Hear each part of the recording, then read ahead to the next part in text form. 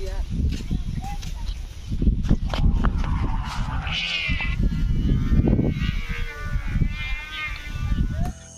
বন্ধুরা, আজকে আপনাদের মাঝে আমি চং ঘুড়ি তৈরির একটি নতুন ভিডিও নিয়ে এসে হাজির হলাম।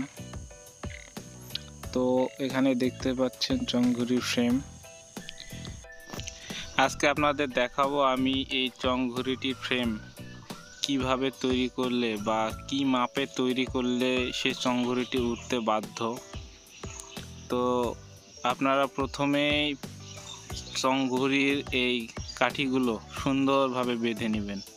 আমি যে মাপের কথা বলবো, তো দেখুন আমার মাঝখানের কাঠি থেকে কোনাকুনির কাঠিটি কতটুকু পরিমাণে নিয়েছি। এখানে আমি নিয়েছি হচ্ছে 36 ইঞ্চি।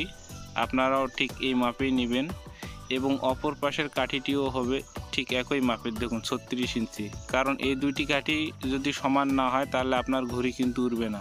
এরপরে মাঝখানের কাঠিটি হবে 28 ইঞ্চি। চং ঘুড়ির দুই সাইডের কাঠি দেখতে পাচ্ছেন, এই সাইড এবং তার বিপরীত সাইডের কাঠি হবে হচ্ছে 55 ইঞ্চি। আর একটা কথা বলে রাখি, আপনারা চং ঘুড়ির উপরের কাঠিটি নেবেন 48 ইঞ্চি এবং নিচের কাঠিটি নেবেন 43 ইঞ্চি। এইটাকে আমরা ঘুড়ির বুকবাতি বলি, এক এক জায়গায় এটার এক এক নাম। ঘুড়িকে পড়ে যাওয়ার পর ভাঙ্গার হাত থেকে রক্ষা করে এই বুকবাতি, আমরা এটাতে ব্যাত লাগাই। তো আমরা এখন এটিকে ঘুড়ির বাতিগুলোর সঙ্গে সুন্দরভাবে বেঁধে দেব, যাতে এটি কোনো অবস্থাতে খুলে না যায়। কারণ এই বুকবাতি আপনার ঘুড়িকে রক্ষা করে, কারণ অনেক সময় ঝড় বাতাসে ঘুড়ি অনেক জোরে নিচে পড়ে যায়, সে অবস্থায় এই বুকবাতিটি আপনার ঘুড়িটিকে রক্ষা করে।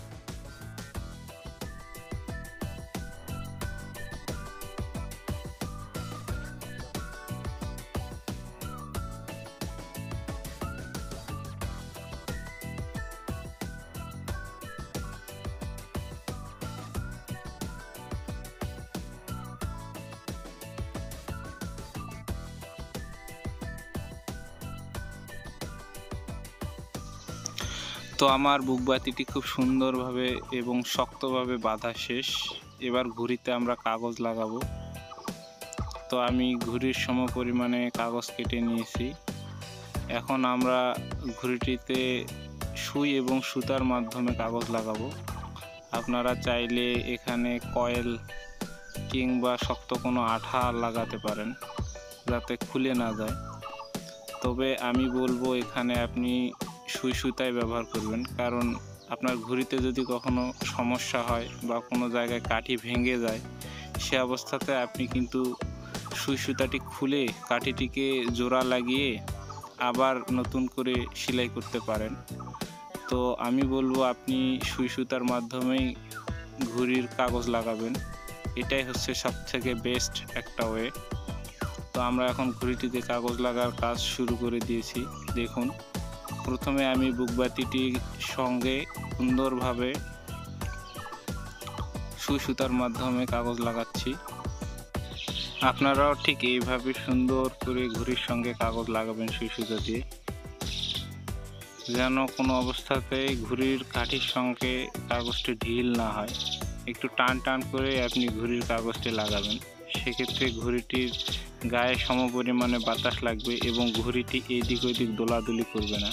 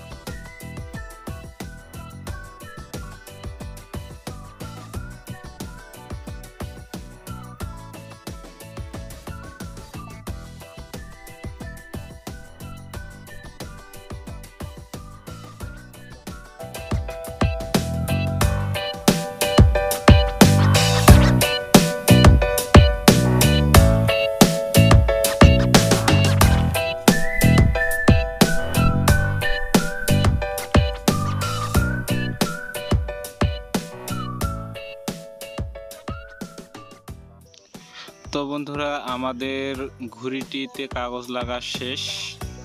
দেখুন এখন আমাদের ঘুড়িটিকে কত সুন্দর লাগতেছে। আপনারাও এইভাবে ঘুড়িতে কাগজ লাগাবেন।